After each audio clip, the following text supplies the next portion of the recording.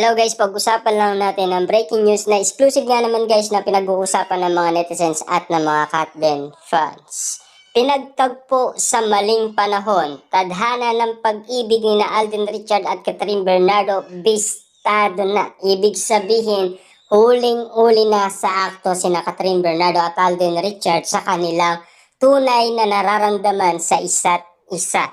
Alam naman natin guys, matagal na yan minanifest at na-predict na yan kasi ng mga Dilulo fans noon pa man. At lalong-lalo na guys, siyempre, meron nga naman kasing ibang lahi na nakapagsalita sa atin na sina Catherine Bernardo at Alden Richard ay talagang magiging sila at ikakasal daw at magkakaroon pa ng anak. Yan ang update noon na ngayon ay napapag-usapan na naman guys sina Catherine Bernardo at Alden Richard dahil sa araw ng mga puso. Dahil malapit na ang February 14, dahil yan ay laganap ng pinag-uusapan. Siyempre guys, alam naman natin, ano kaya ang napaka-special na gagawin ni Alden Richard sa araw ng puso ni Catherine Bernardo sa pagsapit ng February 14? Na alam naman natin guys, February 13, ipapalabas na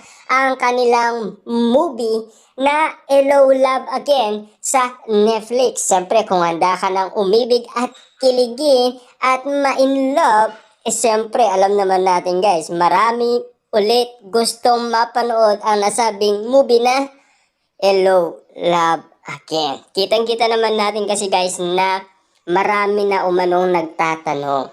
Marami na rin ang nagdududa at marami na rin kasing nagtataka sa bawat kilos ni na Alden Richard at Catherine Bernardo na pilit binibigyan ng kulay at kung bakit binibigyan ng meaning or makaulugan nga naman kasi dahil tumatatak yan sa isipan at kanilang mga puso. Dahil alam naman natin kasi guys, gusto nilang ma-in love. At lalong-lalo na kinikilig kasi sila dahil yan din kasi ang gusto nilang maranasan. Siyempre kaya nga naman guys, karamihan sa mga kababaihan ay kinikilig dahil sa mga napaka-romantikong pinapakita ni Alden Richard. Siyempre, lahat ng kababaihan, yan ang hinahabol. Kasi inala kasi nila, madalang lang yan na nagagawa umano ng mga kalalakihan. Kasi pangarap nga naman kasi nila na sana ay huwag din silang masaktan. Kasi naghahanap sila ng tunay na pag-ibig na magbibigay ng kahulugan sa kanilang mga pinapangarap na makahanap sila ng napaka-espesyal na lalaki na tatanggap sa kanilang puso at mananatili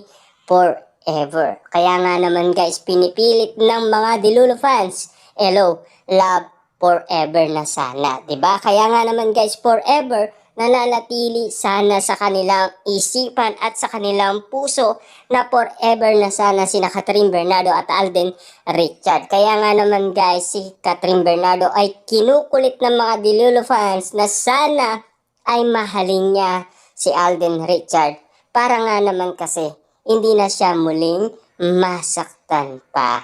Kasi alam naman natin guys, no, sinasabi kasi ng mga Marisol at mga ibang celebrity na kaya pa naman ulitin yan ni Catherine Bernardo sa tamang tao.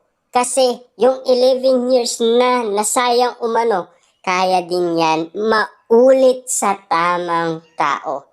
Nagkamali man sa maling panahon at nagkamali man sa pag-ibig si Catherine Bernardo, hindi ibig sabihin yan ay susuko na siya at hindi na muling iibig pa. Narinig naman natin guys si Catherine Bernardo noong nagsalita umano si Boy Abunda sa kanya. At lalong-lalo na 9% na ang kanyang puso at ready na siyang umibig muli.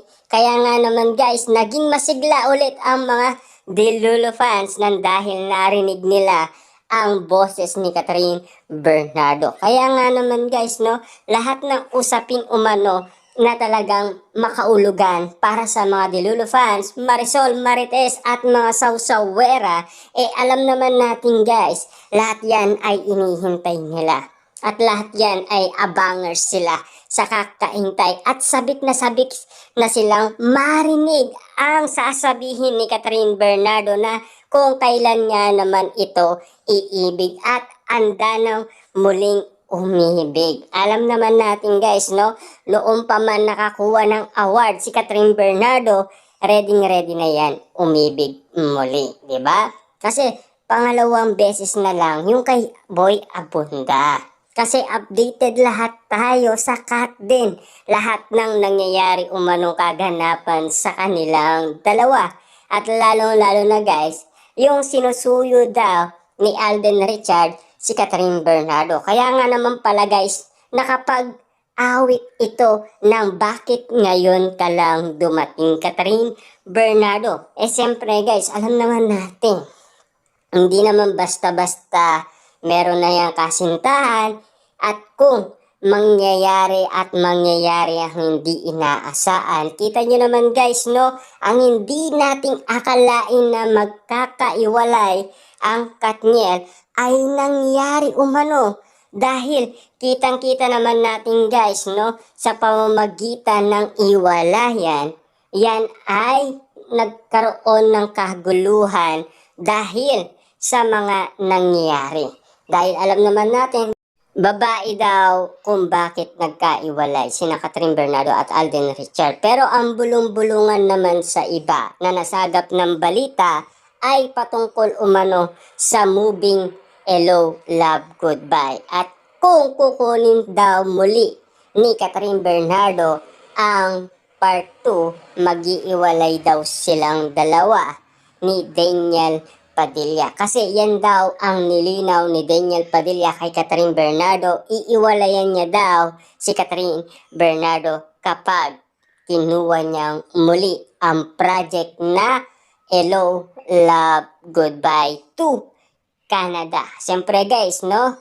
Alam naman natin, inggit na inggit itong si Daniel Padilla nang dahil lamang sa pag-promote ni Catherine Bernardo at sa pagsabi ng kanyang pangalang Alden Richard. Doon nakita na natin guys na selos na itong si Daniel Padilla kasi ayaw niya umanong naririnig ang pangalan Alden Richard, di ba?